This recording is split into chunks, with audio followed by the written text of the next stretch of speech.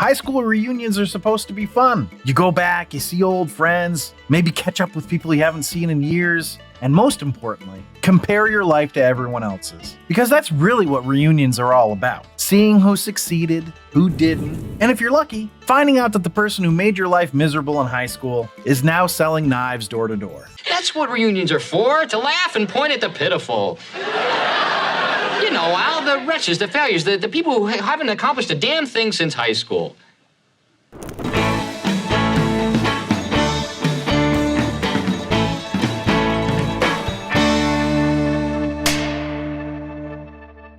Sitcoms love a good high school reunion episode. It's the perfect setup. You bring back old rivalries, old grudges, old crushes, and you get to see how everyone's life turned out after graduation. Sometimes it's about nostalgia, sometimes it's about regret, and sometimes it's about Peggy Bundy trying to finally win the title she thinks she was robbed of back in high school. In this case, it's Reunion Queen, which in Peggy's mind is basically the same thing as Prom Queen, just 20 years later and with a lot more bounce checks. And so with that in mind, welcome back to The Rank. I'm John, and today we're going to be ranking the 17th episode of the 3rd season of Married with Children, titled Married with Prom Queen, Part 1. Written by Ellen L. Fogel and directed by Jerry Cohen. All right, let's see how this one stacks up, starting with the episode overview. I'm a little concerned for the Bundy children. I mean, we open with them being so hungry that they're contemplating eating each other. I feel like there maybe should just be at least a CPS case opened about them. But it does lead to a fun bit. Peggy's gonna arrive home and the kids are gonna start beating their utensils onto the table and chanting, "Food, food, food, food." In response to this, Peg is gonna go sit down next to them and start chanting with them.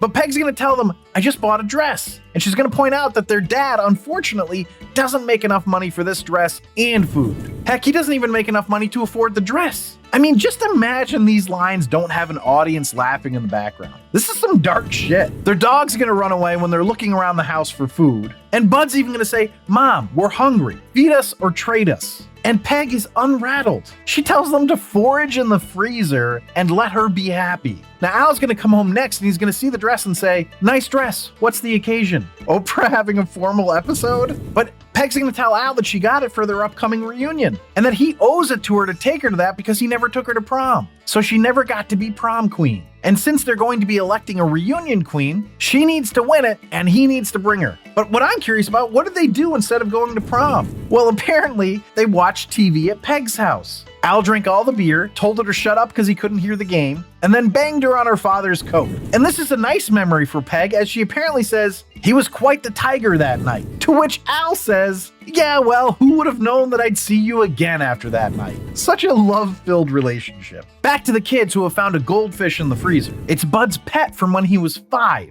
So they've found some food, I guess. But Bud can't go through with eating them, though. He suggests that they go throw it in front of a car and see if they can get some insurance money out of it. And as they leave, Peg says, "I'm glad they're gone. They were depressing me, Al." I mean, goddamn, that is messed up. Now we're gonna hear why Peggy wants the reunion queen so bad. And a lot of it has to do with Connie Bender. And Al remembers her kind of fondly. He even intimates that he slept with her because he tells Peg that he remembers that her dad had a really nice coat. But Peggy sees right through him. She knows he's just trying to make her mad so that she tells him not to go to the reunion. Well, that didn't work for their wedding, and it's not going to work for the reunion. So we're going to get one more joke about the kids being hungry. When it turns out that Bud did throw the fish in front of a car, but it just happened to be an uninsured motorist. But Bud's like, "Hey, we would have gotten $50 if you had just gotten in the car like he asked you to, Kelly." Oh well, they're going to go hunt for spiders to eat upstairs. But you know who we haven't seen yet? The Rhodeses. Don't worry, they're gonna show up now. They're bringing Buck back over because apparently every day around supper time, he bursts into their house and hides under their bed.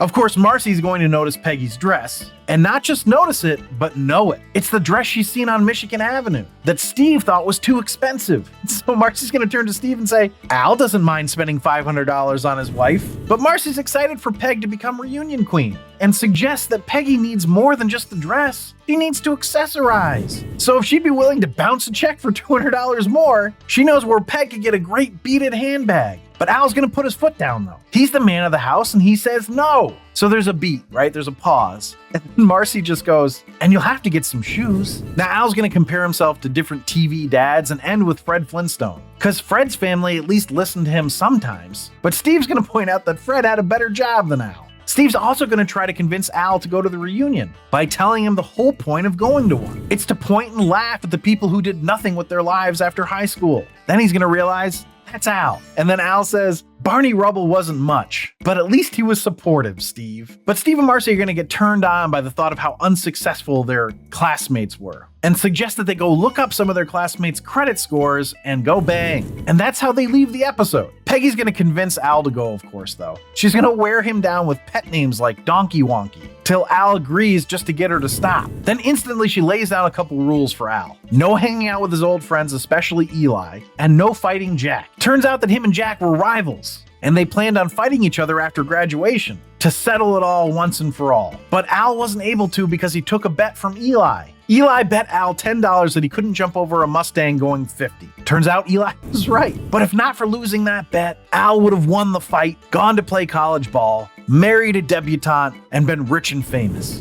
And then he's like, everything's fine. I've got no complaints. And then immediately puts his head in his hands and is like, oh God. But on to the reunion, and the first thing we see is an old band playing not too well. But there's a sight gag here that really worked for me. The band's name was on the drum set and they were called The Y. I thought that was great. But next we're going to see Peggy confirming that Al understands what he's supposed to tell people. He's a garbage man, they have sex 5 times a week, and they have no kids. I don't really get the last one, but whatever. And we're gonna meet some of Peggy's friends who are all excited to see her. But we find out that Peggy has called up the entire senior class to make sure she gets the votes for Reunion Queen. She racked up a $2,000 phone bill for the month, unbeknownst to Al, who doesn't look thrilled about it. One of Peg's friends, though, clearly finds Al attractive and doesn't hide it. So Al's gonna make a show of watching her leave. And when he turns around, we see he's got an iron burn on the back of his jacket, which is another fun sight gag. This is when Connie shows up. Wouldn't you know it, she's married to Jack, and she's duking it out with Peggy for Reunion Queen. But Peggy's like, I got this locked up. She counted the votes, she's 3 ahead. But she wasn't counting on Connie flying in the foreign exchange students from Japan, whose votes put Connie 1 ahead. Peggy finding out that she's 1 vote short is where the episode ends with a to be continued. But let's find out how this one ranked. Oh, rank. The rank is where I rank the episode based on 5 categories: story, acting, dialogue, episode coherence, and character relatability. I rank it on a scale of 1 to 5, 1 being the worst, 5 being the best, and then I have a laugh counter where I tally up the amount of times the episode made me laugh. 1 point per laugh out loud gets added to the score. But before I dive into the rankings, I just want to say if you're enjoying this episode, please leave a like down below. It really does help me out. But without further ado, the first category is story. It's a classic sitcom story of going to a high school reunion, which I've actually never been to, but I think it would be fun to go to one. I feel like my class doesn't bother with it though, which is kind of a bummer, or they don't tell me, which could be true. I think we both know the answer to that. Anyway, it's a classic sitcom story for a reason. It usually works. But interestingly, I don't think I've ever seen a reunion episode that really is that great. I gave it a 3.5. So that brings us to acting, and the kids were off in this one. The guest stars were decent. Ed and Katie were great as always. Can't complain too much about this one. I gave it a 3.5 as well. So that brings us to dialogue, and it was a decent episode, but it wasn't very funny. I kept waiting for the jokes to hit, but they didn't really hit. They just kind of hit the beats we all expect to see, which are fun, but I don't think it worked as well in this episode.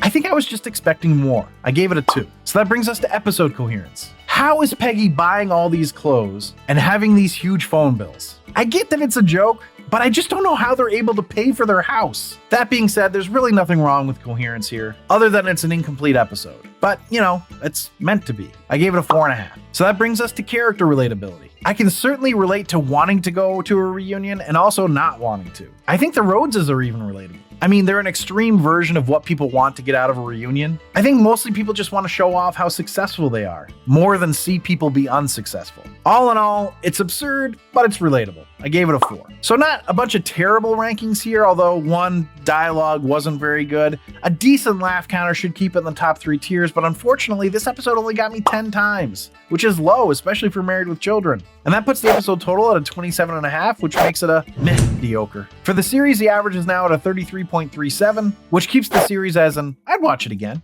And if you're ranking along with me, drop your scores in the comments. I'd be curious to see where we're at. Also, I just want to say thank you to the person in the comments from last week who told me that Bud was dressed up as Hugh Hefner. Yeah, I thought that was pretty obvious. I don't know how I missed that, but I did, so I appreciate it. So feel free to correct me in the comments whenever you notice that kind of stuff. But thanks for listening and or watching. Check out my other Married with Children ranking episodes or any of my other sitcom or movie ranking episodes on this channel. Remember to subscribe, comment, and like. If you want up-to-date rankings, you can do that on my website at therankpodcast.com, or you can also email me at john@therankpodcast.com. And if you really want to support the show, you can become a patron at patreon.com/therankpodcast. But I will leave you with this. Why did Peggy so desperately want to become reunion queen? Why is that? Because she knew it would be her crowning achievement.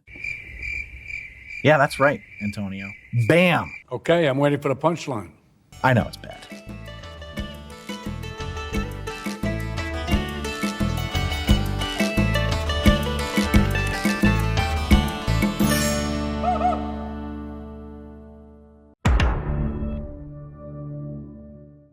The rank is where I rank the episode based on 5 categories: story, acting, dialogue. Cut! The rank is where Cut! The rank is where I rank the episode. Cut! Take 3. The rank is where I rank the episode based on 5 categories: story, acting, dialogue. Why can't I get through that? Never ceases to amaze me.